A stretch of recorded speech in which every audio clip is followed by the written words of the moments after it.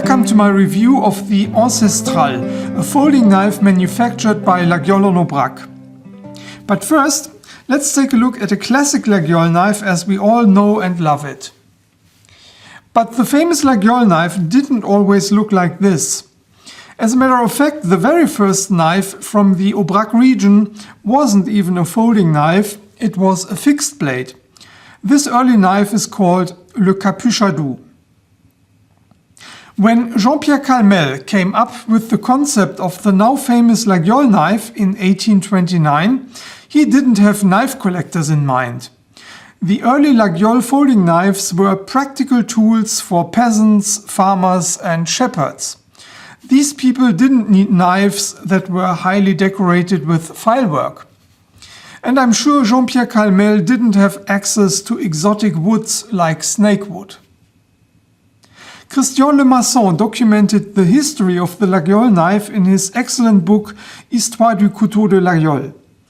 He very kindly allowed me to show you some photos of Laguiole knives of the time roughly between 1850 and 1880. And as you can see, the design of these knives is very simple, almost primitive. There is no file work, and the head of the back spring, la mouche, as it is called in French, is not decorated at all. This historical introduction was needed to understand and fully appreciate the concept of this knife, the Ancestral. Ancestral is the French word for ancestor, and this name is well chosen because the Ancestral is a homage to the early Laguiole knives of the 19th century. It is not meant as a replica, but it features some details found in the ancient Laguiole knives from 150 years ago. I got this knife from Brandner's Homestyle. I have known Sabine and Michael Brandner for a long time, and their website is my first stop when it comes to French knives. I know they don't expect me to do this, but it's my pleasure to recommend their website.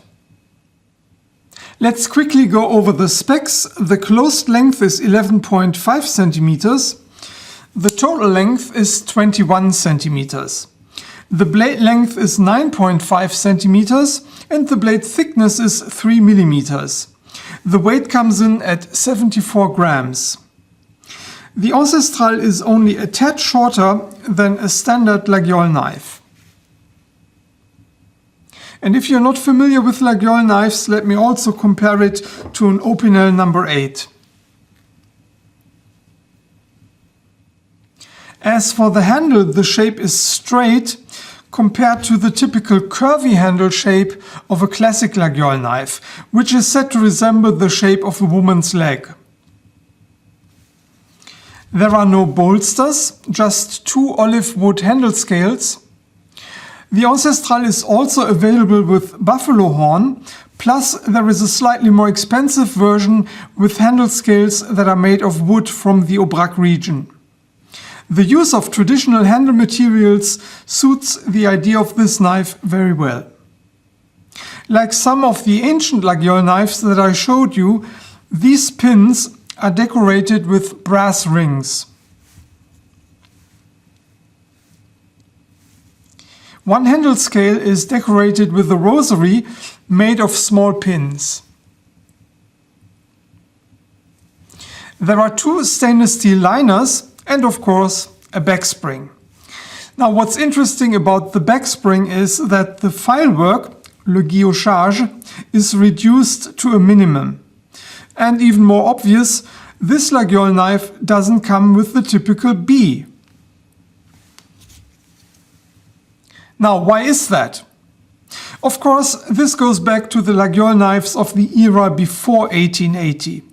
Only at the end of the 19th century, the cutlers started to decorate la mouche, the head of the spring.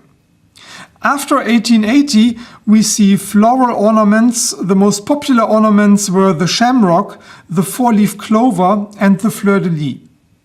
And it took almost 3 more decades until we see the bee. The bee was invented by Jules Calmel around 1908. Like any other classic Laguiole knife, the Ancestral is a slip joint. The blade doesn't lock, but it's held in place by tension from the back spring.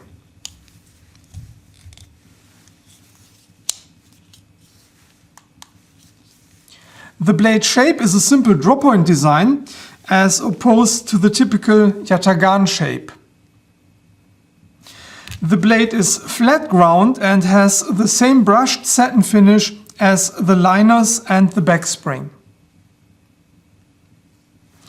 The blade steel is the well-known Swedish stainless steel 12C27 from Sandvik, which is a very popular blade steel in French cutlery.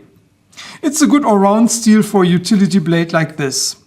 12C27 is very easy to sharpen. The blade comes with a laser etching of the Laguiole Aubrac logo. The knife itself, of course, is handmade like any other Laguiole knife by Laguiole Aubrac.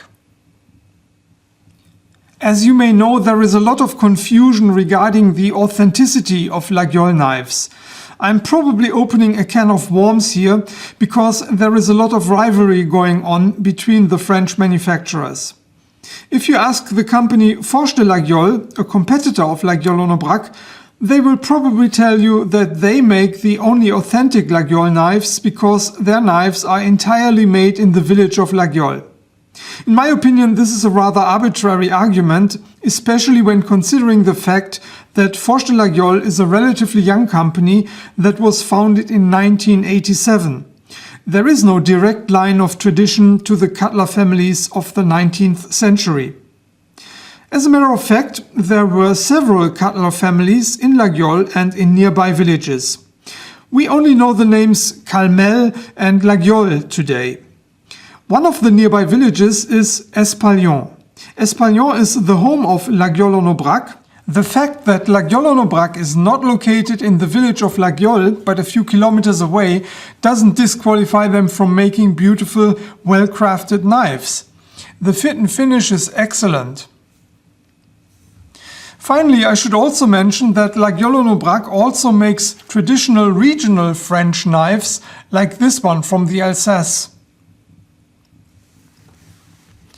It was a great idea to create a knife in memory of the early Laguiole knives. As I already mentioned in the beginning, the Ancestral is not supposed to be a replica. It is a modern knife in the spirit of the 19th century. I hope you enjoyed this review. Thanks for watching. Take care.